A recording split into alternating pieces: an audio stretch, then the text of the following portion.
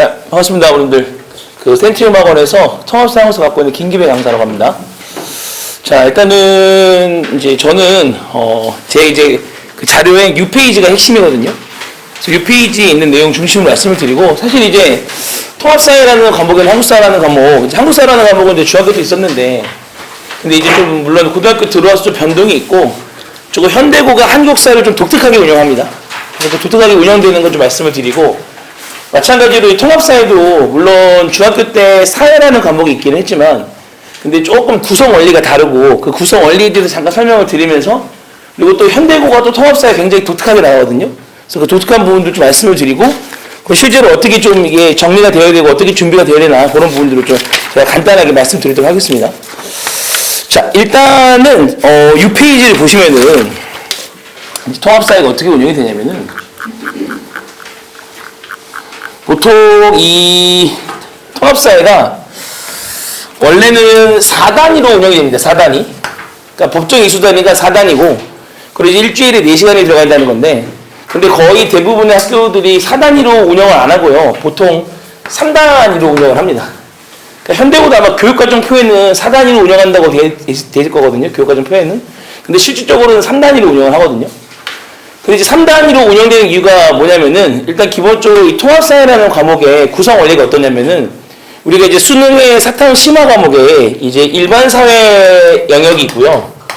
그 다음에 지리 영역이 있고요. 그 다음에 윤리 영역이 있거든요. 그리고 원래 역사 영역이 있는데, 역사 영역은 이제 통합사회가 아니니까 이 통합사회 과목이 안 들어가 있습니다. 그리고 크게 3개의 대영역이 들어가 있고, 그리고 이 대영역에 사회문화라는 과목이 있고, 그 다음에 정치와 법이라는 과목이 있고, 그 다음에 경제라는 과목이 있고, 지리 영역에는 한국 지리가 있고, 세계 지리가 있고, 윤리에는 생활과 윤리라는 과목이 있고, 윤리와 세상이라는 과목이 있거든요. 그러니까 총 이 과목들에서 주요 내용들이 발췌되어서 통합사회라는 과목에 들어와 있는 거예요. 그러니까 이 각 과목들의 모든 내용이 들어와 있는 건 아니고, 이제 교육과정상 통합적인 부분들을 골라서 들어와 있다 보시면 되겠는데, 그렇기 때문에 이제 학교에서도 한 선생님이 들어와서 가르치는 게 아니라 각 영역별 전공자들이 들어와서 보통 가르치거든요. 근데 이제 현대고도 마찬가지로 그래서 각 영역별 전공자들이 들어와서 가르치겠다는 겁니다. 근데 실적으로 이제 이게 원래는 통합사회 교과목이 그 교원 자격증이거든요. 근데 그 교원 자격증이 현재 지금 거의 이제 가지고 계신 분들이 다 퇴원한 상황이기 때문에 어느 학교든 간에, 그래서 보통 이제 나눠서 들어가는 거고, 그러면은 이제 기본적으로 일단은 현대고에서 우리가 꼭 어려운 게 뭐냐면은 요 지리 파트가 진짜 어렵게 됩니다. 지리 파트. 그러니까 사실 윤리 파트나 일반사회 파트는 그렇게 난이도가 높진 않아요. 그런데 이 지리 파트 난이도가 굉장히 어렵게 나오거든요. 그러니까 사실 애들이 통합사회 때문에 힘들어하는 이유는 요 지리 때문입니다. 지리 때문에. 그러니까 윤리 같은 경우는 그렇게 어렵게 다루진 않는데 약간 좀 말장난 문제가 많이 나오고 약간 좀 국어에 비슷하게 나오는 경향이 있거든요. 그래서 이제 학교에서 근데 나오는 내용들, 이제 그 말장난 부분에서 주시하면 되는데, 그리고 마찬가지로 일반사회 영역도 사회문화도 있고, 정법도 있고, 경제도 있는데, 사실 이제 여기 부분만 조금 어렵게 나와요. 경제 부분만. 그래서 이 부분만 좀 잘 극복할 수 있다면, 특히 일반사회는 크게 어려울 부분은 없고, 특히 이제 그 현대고 같은 경우는 1학기 기말고사랑 2학기 중간고사에 나뉘어서 들어갑니다. 이거는 거의 매년 변동이 없었거든요. 2018년부터. 그래서 1학기 기말고사 때 경제 일부 들어가고 2학기 중간고사 때 경제 일부 들어갔는데, 특히 이제 1학기 기말고사 때 이제 기회비용이라는 걸 배우고요. 그다음 2학기 중간고사 때 무역 이론이라는 걸 배웠는데, 이 두 개가 좀 많이 난이도가 어렵거든요. 그래서 요거 할 때는 애들이 조금 힘들어해요. 그러니까 실적으로 이제 그래서 애들이 이제 가장 많이 들으러 나오는 거는 1학기 기말 때 많이 들으러 나오거든요, 수업을. 왜냐면 1학기 중간고사 때는 사실 사회 과목이라는 게 암기 과목이거든요, 암기 과목. 그러니까 솔직히 가정에서 학습하는 것도 가능하고, 그리고 물론 방학 때 선행을 치는 데 있을 거고, 그렇기 때문에 실제 1학기 중간고사는 거의 혼자 한다고 하거든요. 근데 실제로 1학기 중간고사 결과를 받아보면은 정말 점수가 엄마 뒤차고 나와요. 왜냐면 이제 1학기 중간고사 때는 얘가 굉장히 빡세게 나오거든요. 그러니까 어차피 현대고는 학교 그것을 아예 안 씁니다. 학교 부교재가 나와요. 학교 부교재. 그러니까 통합사회 A 같은 경우는 통합사회 A 같은 경우는 윤리 파트거든요. 여기는 학교 프린트로 나가고, 근데 통합사회 A 윤리 파트 내용은 굉장히 가볍거든요. 그래서 여기는 말장난 문제만 조심하면 돼요. 그러니까 통합사회 A 같은 경우는 애들이 독학이 가능하거든요. 근데 이제 통합사회 B랑 지리 파트거든요. 그러니까 통합사회 C가 일반사회인데 이거는 부교재가 따로 있어요. 그래서 애들 학교 들어가면은 그 3,000원 내고 부교재 사라고 했거든요. 그래서 그 부교재로만 수업을 진행합니다. 자, 그런데 이 부교재, 그러니까 지리 파트의 부교재 내용이 그냥 수능 특강 내용이 요약되어 있는 거예요. 그러니까 크게 우리 이제 그 통합사회는 지리가 세계지리랑 한국지리가 있는데, 근데 한국지리는 되게 가볍게 돼 있어요. 부교재 내용이. 근데 세계지리는 그냥 수능에 나오는 내용들이 그대로 나오거든요. 그래서 이제 제가 얘기하는 게 작년에도 1학기 중간고사 범위가 쾌페네 기후구분이었어요. 쾌페네 기후구분. 그리고 열대 기후까지 들어갔거든요. 열대 기후.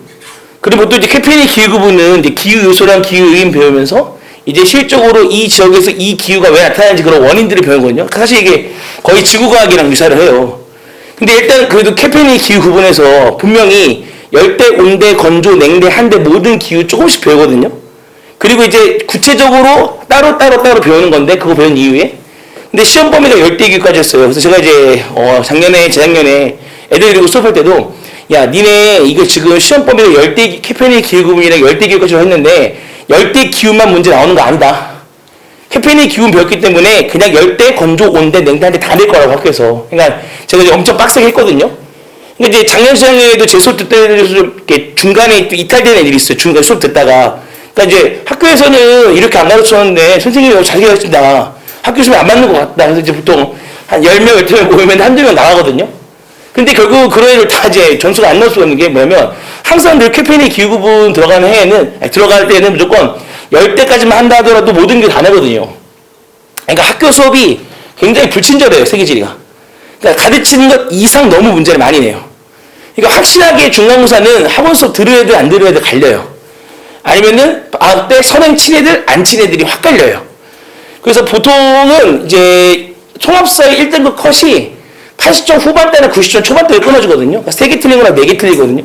근데 여타의 다른 학교와 비교했을 때는 사실 엄청 시험이 어렵게 나온다는 얘기예요. 왜냐면은 보통 거의 100점 1컷이에요. 거의 원탁 그러니까 현대고만 조금 독특하게 나오기 때문에 애들끼리 좀 내용이 어려워서 그런 거거든요.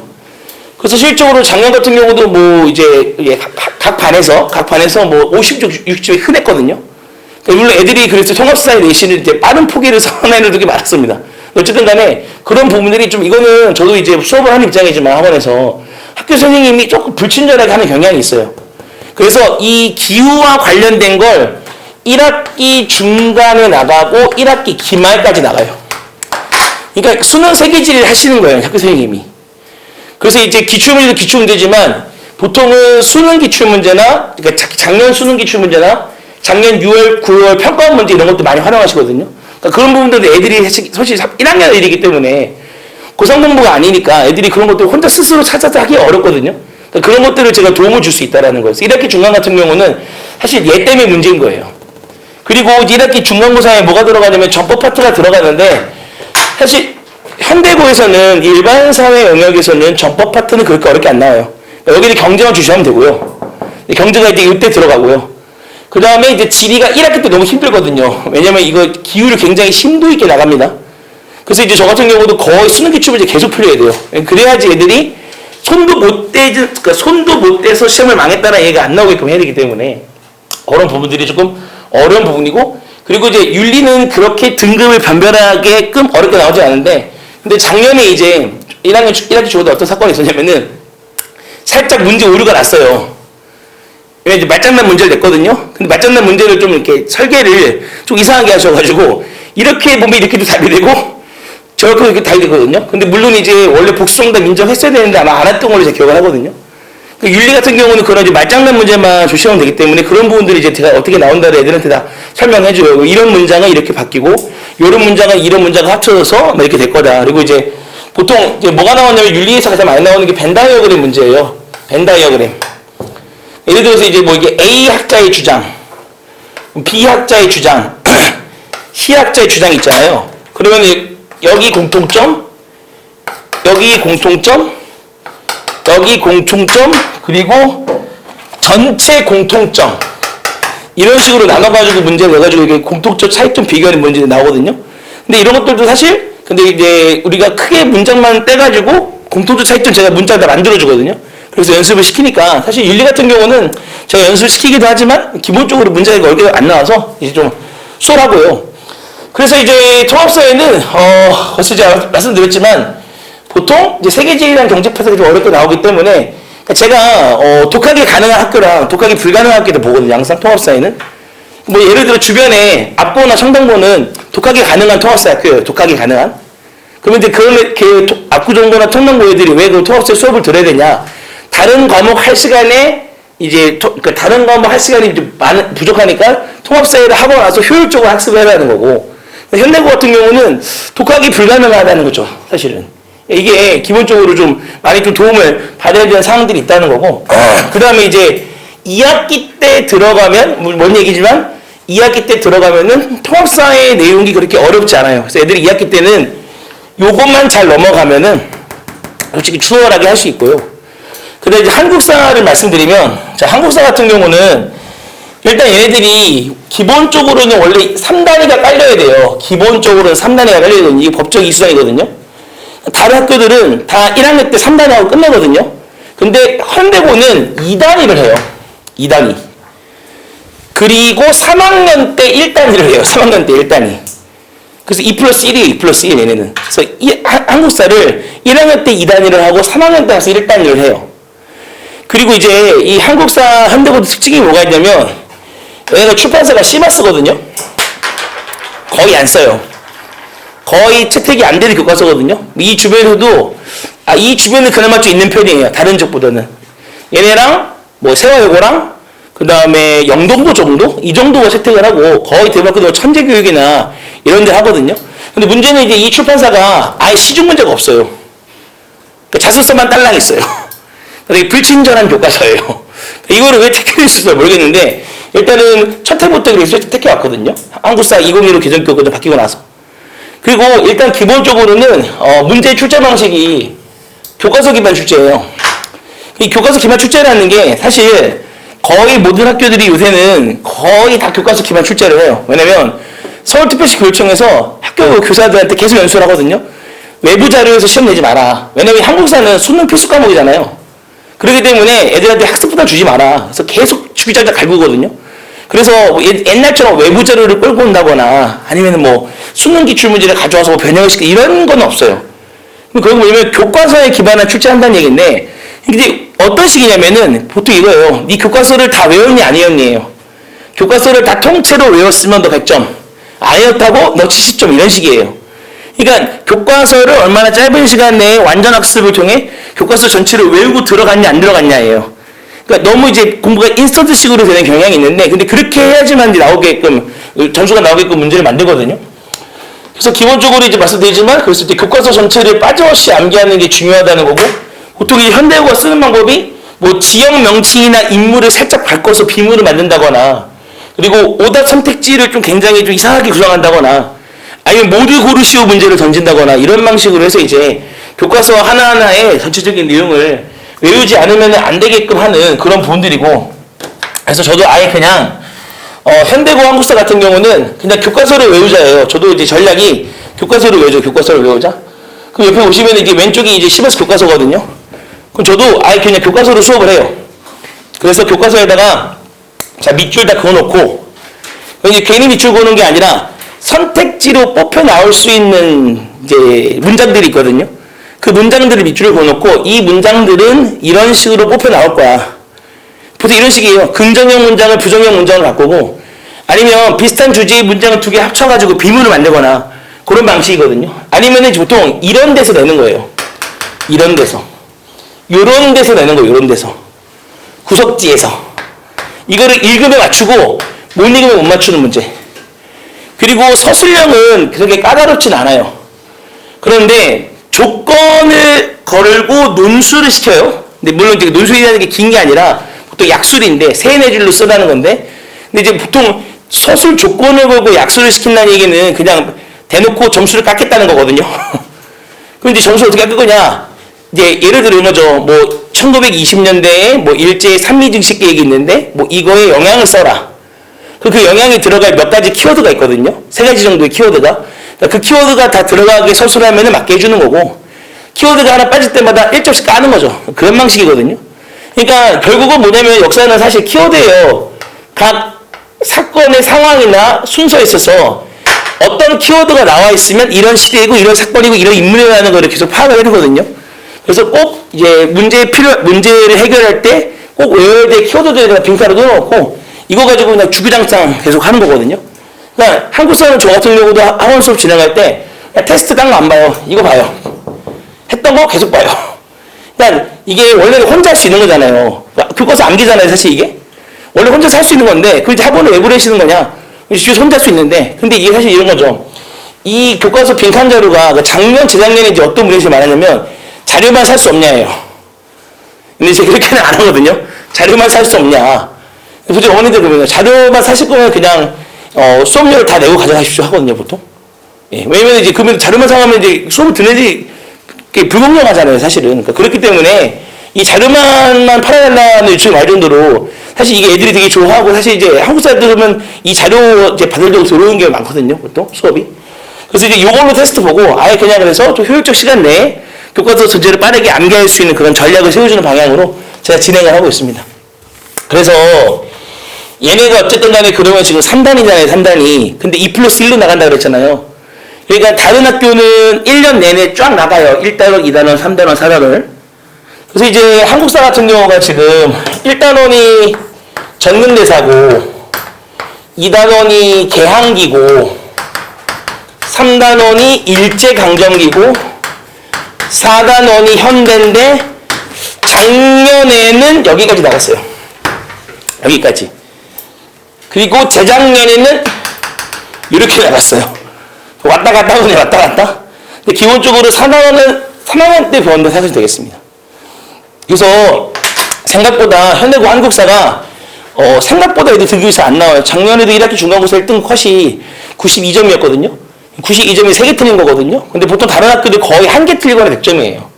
그러니까 생각보다 밀도 있게 시험이 나와요. 그래서 실적으로 좀 애들이 요거 좀 많이 힘들어하는 경향이 있습니다. 그래서 조금 독하기 어려운 학교이긴 하고, 그래서 이제 기본적으로 이제 애들이 이게 또 최근에도 뭐냐면은 이과 강사란 말이죠. 거의 문과가 이제 시가 말랐거든요. 사실 통합사회 한국사가 이제 문과 과목이잖아요. 그러다가 애들이 이제 1학기 중간고사 때 못 보면은 빠른 포기.